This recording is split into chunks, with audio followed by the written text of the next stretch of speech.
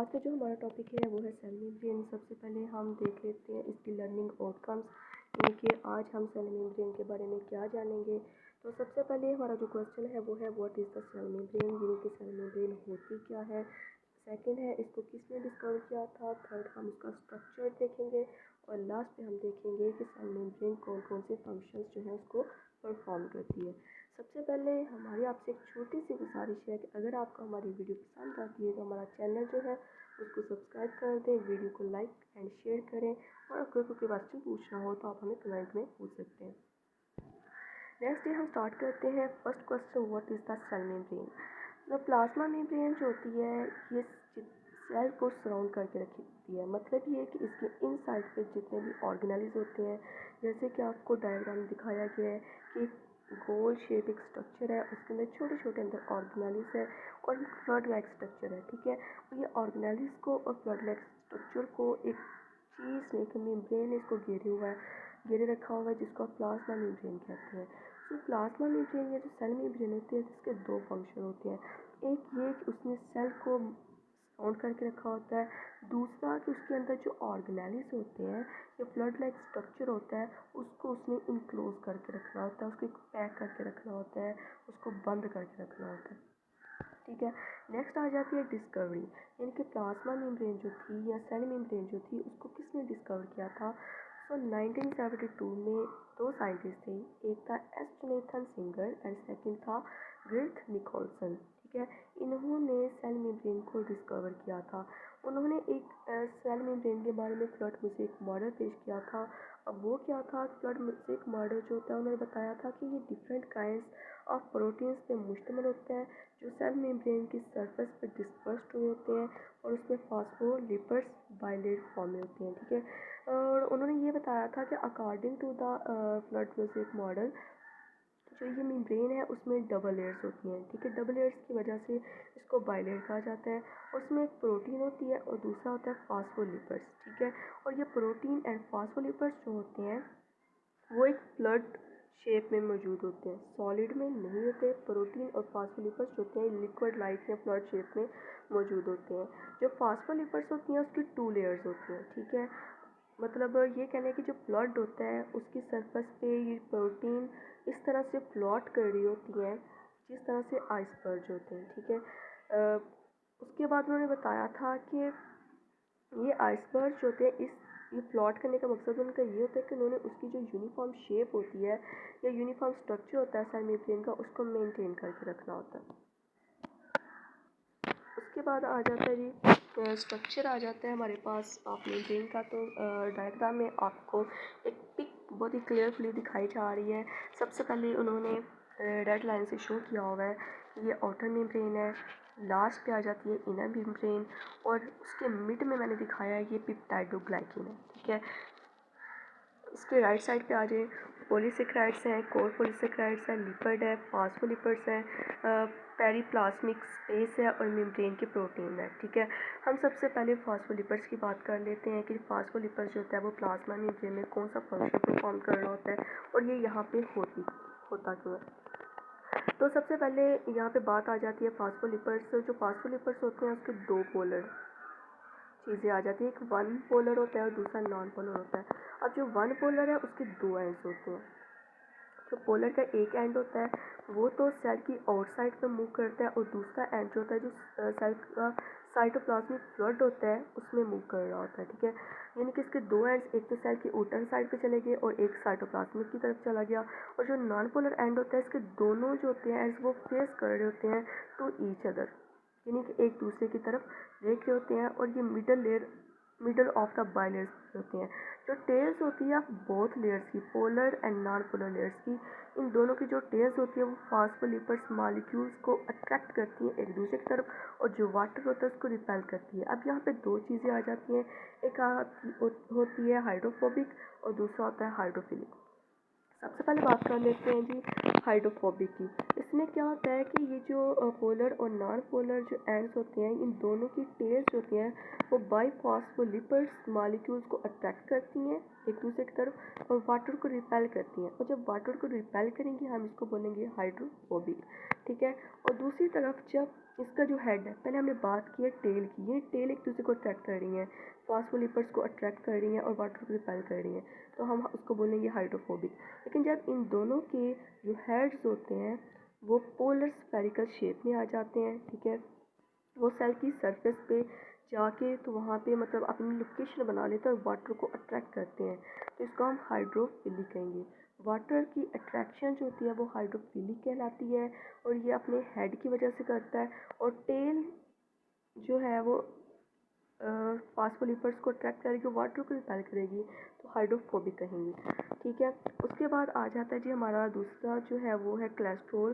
Cholesterol जो होती है ये जो यूकेरियोटिक सेल्स होते हैं, यहाँ पे स्पेसिफिक बात आ जाती है eukaryotic cell, not of the prokaryotic cell. जो यूकेरियोटिक सेल की प्लाज्मा मेम्ब्रेन होती है या ऑर्गेनेल्स होते हैं उनकी सरफेस पे कोलेस्ट्रॉल प्रेजेंट होता है। कोलेस्ट्रॉल अब काम क्या करता है कि इसने interior side of the plasma membrane के साथ इम्बेडेड होता है, उसके साथ अटैच हुआ होता है और इसने मेम्ब्रेन को लेस परमिएबल यानी वाटर सोलुबल सब्सटेंस बनाना होता है। इसका फंक्शन क्या होता है कि सबसे पहली बात आ जाती है हमारे पास कोलेस्ट्रॉल।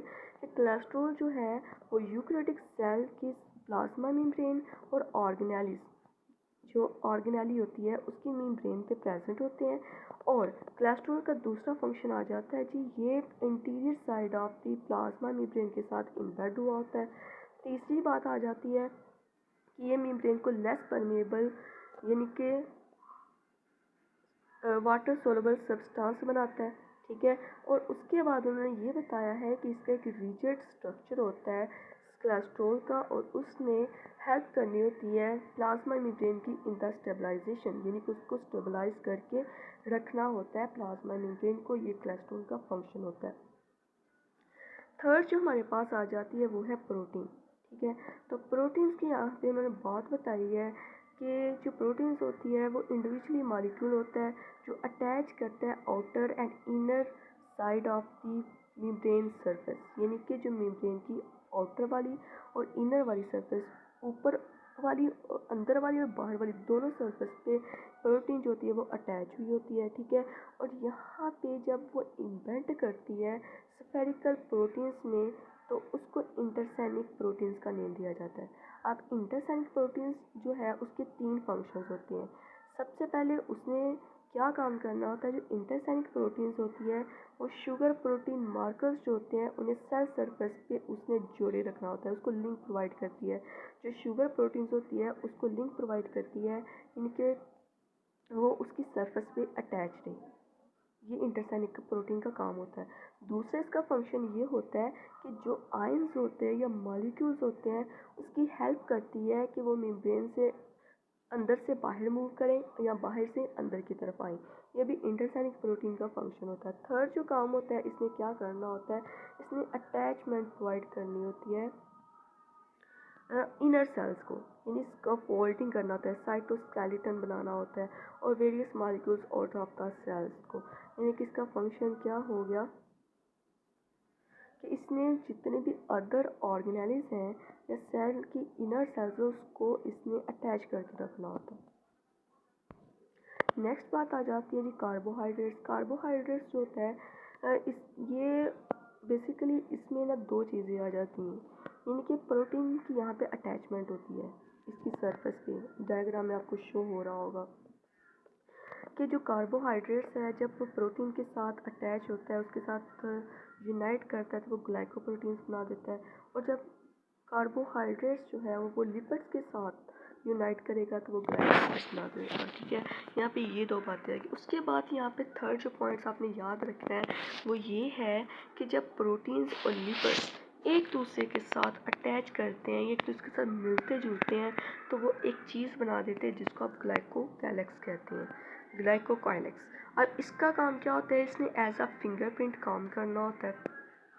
फिंगरप्रिंट का काम मतलब ये है कि इसने हेल्प करना होता है सेल टू सेल रिकॉग्निशन, यानी कि एक सेल को दूसरे सेल के साथ मिलाने के।